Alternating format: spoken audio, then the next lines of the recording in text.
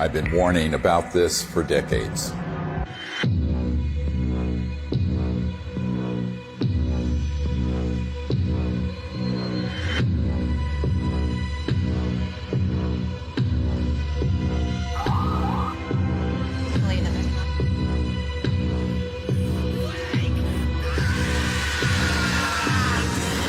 No, not that.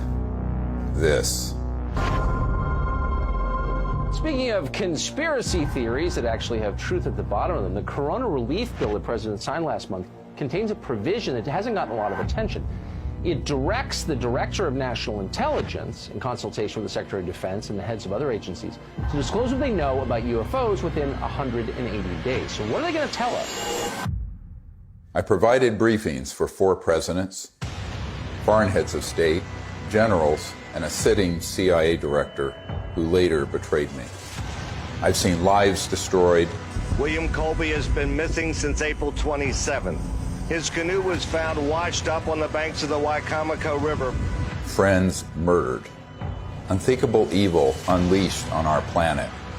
All to protect this illegal and immoral secrecy.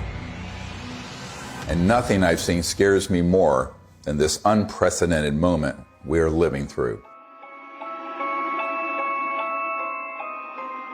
We're in the final hour of an agenda that has been playing out for nearly a century. Centralized monopolies of power in government, the defense industry, and the corporate media are all converging on the same narrative that extraterrestrials are real, they're here, and they're a threat. Those are not weather balloons. Those are clearly autonomous aircraft of some kind that are, as you put it, swarming U.S. military craft. So there are 2 options. Under intelligent control. These are craft under intelligent control, and they're flying with impunity, Tucker, within our airspace, and they can outmaneuver, outperform anything that we seem to have. We need to find out who's operating them and also what the intent is. The truth is, we do know who's operating them.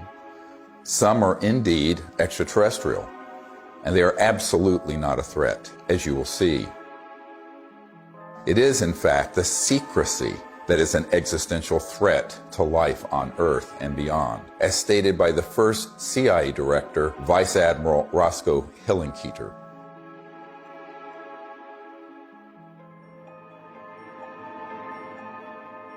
In 2020, I was asked to brief the President and Vice President on a situation that completely spiraled out of their control. They had been lied to, just as you have been lied to. And we cannot stop what is coming if we don't finally confront the truth.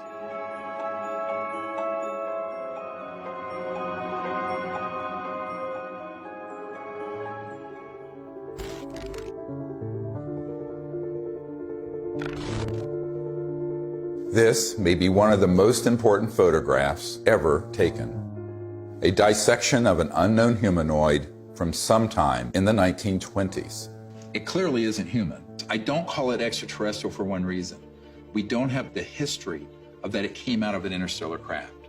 We don't have the genetics on it.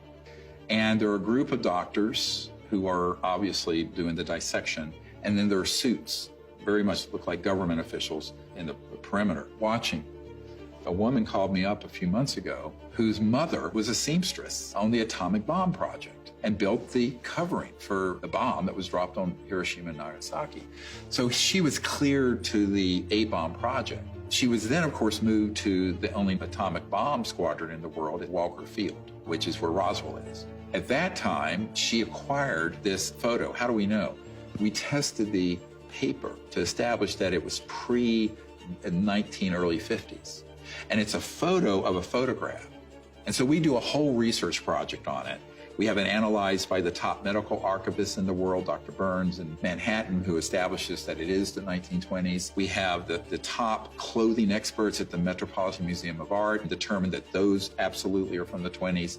So medically, clothing, everything. But if it is what we think it is, it means that there had been targeting and retrieval of extraterrestrial material and beings that are 20, 25 years before Roswell. And that opens another whole chapter. Now, the reason I think that's quite possible, I've had members of my team who've been in the vault and in the classified projects who have seen top secret files going back to the late 1800s and early 1900s dealing with ETs and ET crafted beings. So everyone thinks everything happened at Roswell. No, this goes back longer. Think about that. At least 100 years of UFO secrecy. Do you really think this guy, or this guy, or God forbid, this guy, really have a grip on this issue? Excuse me, I didn't mean to fart out of my mouth. They don't. This is why heads of state from around the world come to me, a retired medical doctor, to get the truth about this phenomenon. And sadly, they don't have the power to do much about it once they know the truth. In 2001, I brought together 20 senior military, intelligence, and aerospace whistleblowers at the National Press Club in Washington, D.C., for a press conference that would change the world forever. The men and women who are on this stage and the some 350 additional military intelligence witnesses to the so-called UFO matter and extraterrestrial intelligence can prove and will prove that we are not alone. This marked the public debut of the Disclosure Project and the launch of the global disclosure movement to end UFO secrecy and disclose technologies that would end poverty, climate change, and the use of fossil fuels overnight and transform every aspect of life on Earth. One of the biggest bombshells at that 2001 press conference was the testimony of Carol Rosin, an aerospace executive who worked beside Wernher von Braun, the Nazi rocket scientist who came to America after World War II to work for NASA. Carol received his deathbed confession, a testimony so terrifying that we spent the last 20 years trying to warn about it. Now, here was von Braun sitting at a desk when I first met him, explaining to me that he was told he only had 3 to 6 weeks to live, but that he was going to stay alive long enough to teach me what the real game is that's going on. And it started out when I was in the industry, the Russians were the threat. We had to build space-based weapons against the Russians. And then third world countries called nations of concern at that time. And then the asteroid threat, which I thought was kind of comical that we could just put weapons up there to shoot down or steer an asteroid. And then it leads to the last card. And then he would repeat to me over and over, and the last card, the last card, the last card would be the extraterrestrial threat. He explained to me that there was a moment when we were going to be told that the extraterrestrial beings, that their craft were a threat, and they were not. These craft that have come here are now not UFOs, they're identified flying objects, and we know that they have beings in them. And we have witnesses here who have told you that they can shut down our missile silos. They can stop a rocket going into space that's a test. We have witnesses here who have worked in the classified departments who have the courage to come forward here to support what Wernher von Braun told me back in 1974 to 77.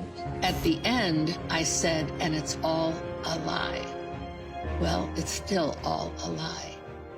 The ultimate dream of the dialectical war machine, the military-industrial complex, is to have this war with a potential extraterrestrial civilization. It's their dream of all times. You know, you can roll into place all the kind of strictures of a national security state. You can spend literally trillions of dollars a year on massive military equipment, super high-tech equipment, et cetera. And so that it's logical that they would use that as an excuse. And we do know from repeated examples of it that the utilization of a false flag operation to initiate a war goes on over and over and over again. Our human family does that. The nation states do that. Hitler has done it. They dress up troops looking like some other neutral country they want to invade and have their own troops dress up like them and pretend they've assaulted somebody, and they rush in and attack that country. You know, it's gone on and on. Flashback to September 11, 2001. The world is in shock. The American people are paralyzed with fear and grief. Over the next few days, an unprecedented show of solidarity and patriotism. Americans fly their flag from every car and hang them outside their homes. They unify around an overwhelmed president, brought together as one by terror and loss. Few raised an eyebrow as constitutionally protected freedoms disappeared and the war drum beat loud and unopposed. The 9/11 attack set the stage for an invasion agenda that had been pre-planned for years, as General Wesley Clark revealed in a 2007 interview. He said, I just got this down from upstairs, meaning the Secretary of Defense's office today, and he said, this is a memo that describes how we're going to take out 7 countries in 5 years, starting with Iraq and then Syria, Lebanon, Libya, Somalia, Sudan, and finishing off Iran. I said, is it classified? He said, yes, sir. I said, well, don't show it to me.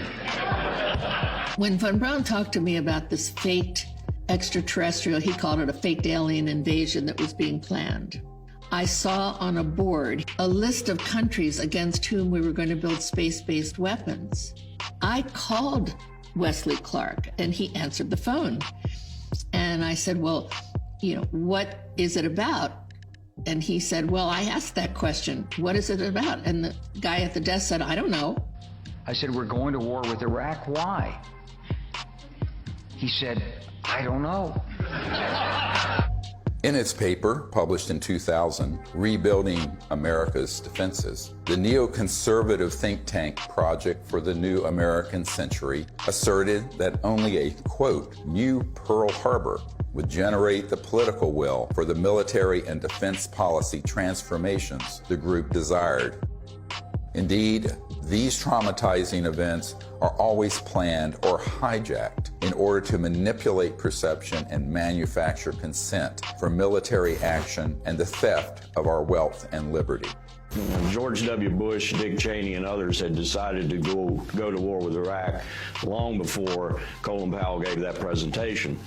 I feel like it was the lowest point in my professional and personal life that I had a hand in managing it.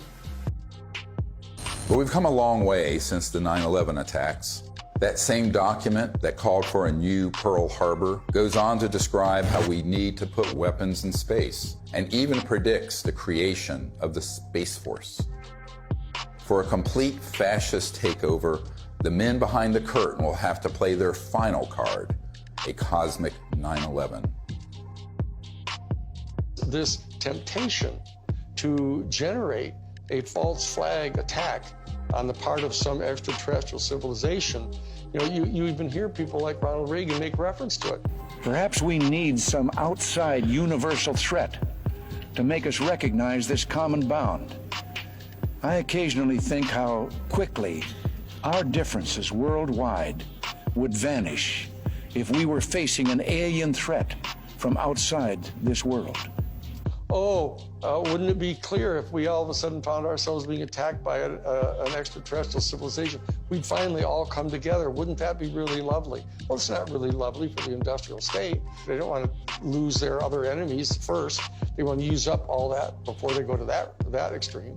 The last card was the most profound experience I had in my whole life. And I accepted the mission. And until Steven Greer picked me up and talked me into going to the Disclosure Project, when I had just about given up, that's when I saw that there were other witnesses to what's going on, to the truth, to the facts. When she told me what Wernher von Braun had said, it didn't surprise me, because I had previously met with a number of people in the defense industry and in the intelligence community who had already told me that there was such a plan and that it could be actuated at any moment, and that was one of the long-term agendas, was keep the technologies away so we can maintain our industrial base of fossil fuel and all this. When we're ready to pull the trigger on releasing this information, spin it in the direction that benefits the foxes guarding the hen house, the people holding these secrets. But it was interesting to hear that all the way back in the early 70s that he had been warning her about this, and we know that those systems were developed in the late 40s and 50s. Truth seekers who explore the wonders of the ET phenomenon walk an extremely dangerous path. Most get sucked into the gravitational pull of the black hole of disinformation, where lies about the UFO cover-up and about ETs themselves poison the minds of even the smartest and most well-intentioned investigators. These lies include ETs are demons. It's all interdimensional, not extraterrestrial. We don't have man-made UFOs. Aliens are abducting people. And the worst one of all, aliens are a threat. Therefore, we need to build weapons in space.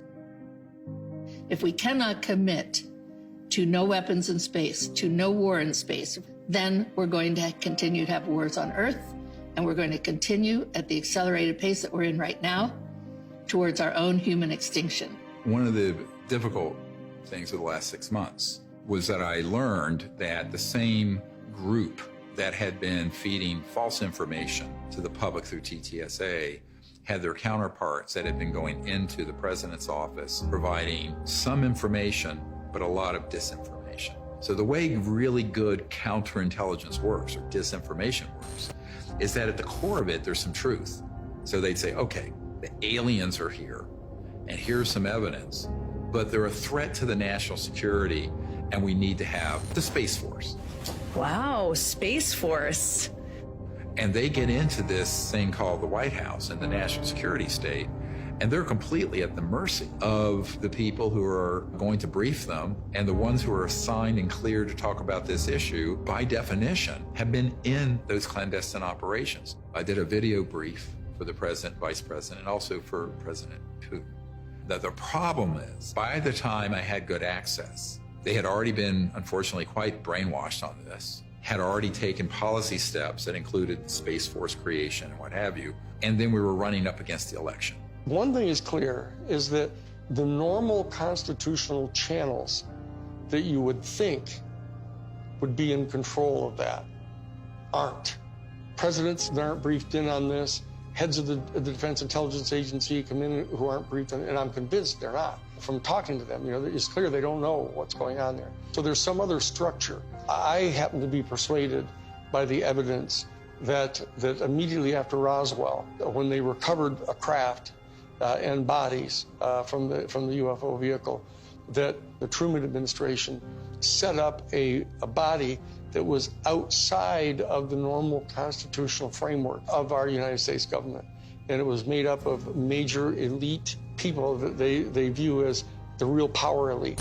A shadowy government with its own Air Force, its own Navy, its own fundraising mechanism, and the ability to pursue its own ideas of the national interest, free from all checks and balances, and free from the law itself. It's sort of a shadow government within the government, not just in the United States, but all around the world. And the kind of power they have, both financially, technologically, and the means of projecting power militarily, is much greater than anything that the conventional military or the conventional government or the President of the United States has. Eisenhower knew it, and by the time he left office was very upset about it. In the councils of government, we must guard against the acquisition of unwarranted influence, whether sought or unsought, by the military-industrial complex. The ETs actually had reached out to Eisenhower near what's now Edwards Air Force Base, Muroc, and really wanted us to stop disrupting the fabric of the universe with these nuclear weapons and advance in a positive way into space and become part of an interplanetary family, which would have been wonderful for humanity, wonderful for the cosmos. But the people who make a lot of money from war and a lot of control of the populace through fear did not want that. So they circled their limousines and sort of moved aside the good people who would have been arguing for that. And that included Eisenhower. We must also be alert to the equal and opposite danger that public policy could itself become the captive of a scientific, technological elite. The fascist element that is owning most of the stock in the major corporations, especially the oil corporations and the natural gas corporations and the pharmaceutical industry, the railroads, the shipping lines. Virtually all these people are fascists, all during the robber baron era. That's what they did. They laid claim to those areas of our American economy, and they've never relinquished them. Those families and those interests became the foundation of the post-World War II military and intelligence and industrialists. They knew that after we had detonated the atomic bomb, there were ET craft seen all over, wherever we were doing experimentation or storage or launches or anything, or even research and development. The ETs were very concerned about that for reasons we'll get into. So the military-industrial complex, as Eisenhower called it, became very powerful and developed clandestine, covert, unacknowledged special access projects that eventually moved the president out of the way and pushed Eisenhower outside the inner circle. I tell people that that was the era when the presidency was decapitated. Fascism isn't, somebody wearing, a monocle and 6-league boots with a saber scar, and all that stuff, and strutting around in Nazi uniforms. A fascist is a person who believes that the best way to develop the economic resources of the planet and to distribute them among people is to get a hold of them and have exclusive privileged access to these strategic raw materials and have the corporations that have access to these strategic raw materials and to be able to put them through the machinery that they pay for and that they invest in and establishing and producing these products and hiring people. And they believe that that's the best way to have their economy function. And so that the instrumentalities of the state, of the government, are put at the disposal of the private interests of the corporations. And that's exactly what was going on in Germany. The Krupps and the ball bearing factories and the IG Farben corporations, all those big, huge corporations in Germany, they were all privately owned. In fact, they were financed by Brown Brothers Harriman and giving the loans to the post-World War I Germany to build them back up. Andrew Mellon had intimate dealings with Hjalmar Schacht, who was Hitler's private banker. And so did Sullivan and Cromwell. I mean, this is dirty, nasty history. Oh, invest in Nazi Germany. Hitler's a great guy. He's a Republican. Don't worry about it. You'll make lots of money. And then Standard Oil, through straw man in Portugal, all during the war. I mean, business thrives during war. You know that. It's a racket. That whole concept of fascism, and it's a word that gets totally misused because people somehow conflate it with just authoritarianism. But it's a very narrow definition, and it's an accurate definition of what it was that the Central Intelligence Agency was doing, actually promulgating the private interest of the major corporations. And they were putting at the disposal of the interests of those corporations all the instrumentalities of the United States government, most importantly, the military and their intelligence operations and their covert operations. We're keeping the oil. We have the oil. The oil is secure. We left troops behind only for the oil. Because they basically believed that what's good for General Motors is good for America. And it was an entire theory of economic development. And so that they viewed anybody who interfered with that in any way at all as an enemy of the United States. And so that's how the national security state got really established and institutionalized. And so that when they encounter an event like Roswell, where this extraordinary technology crashes, they realize that there's this extraterrestrial civilization that's got this technology that is way beyond anything we've got. Their instantaneous response to that was, let's get it for us. And that we'll have it, and it'll give us this overwhelming advantage over any of our adversaries that are threatening our world dominion, or our, what they call full spectrum dominance, was their actual term that they used. My granddad and I, when we were talking, I'll never forget it. And he said, he was talking about Patton. And of course, he said, I was in Czechoslovakia with Patton in April of '45. And I thought, oh, that was neat. What did you do? And he's like, well, Patton had to secure a lot of the stuff that the SS had. And I said, oh, that's interesting. And they said, well, we went into this warehouse. And there were all these exotic, jet aircraft, rocket engines, parts of the V-2, and maybe a V-3, I don't know. And I said, oh, that's interesting. He says, I saw a disc-shaped aircraft. I said, oh, is that the one they built that had the BMW jet engines and the Arada ones in a circle, and it didn't really work and everything like that. And he said, no. And that was it. And so they began to take this in, and they started declaring it to be this huge national security state secret, because it was, other than the nuclear bomb, it was the ultimate potential weapon. And so they wanted to be able to use it at their disposal for their private benefit. That fascism and the fascistic proclivities of these big industrialists and very powerful people, they know they really can't control 8 billion people unless they first control their minds and their beliefs and their attitudes. As Nazi war criminal Hermann Göring said at the Nuremberg trial, the people can always be brought to the bidding of the leaders. This is easy. All you have to do is tell them they are being attacked and denounce the pacifists for lack of patriotism and exposing the country to danger. It works the same in any country. The buffoonery of the Third Reich was instructive, and they learned that that kind of behavior wouldn't be effective. So they went subterranean. They went covert. People don't understand. We won the battle of World War II. We did not win that war.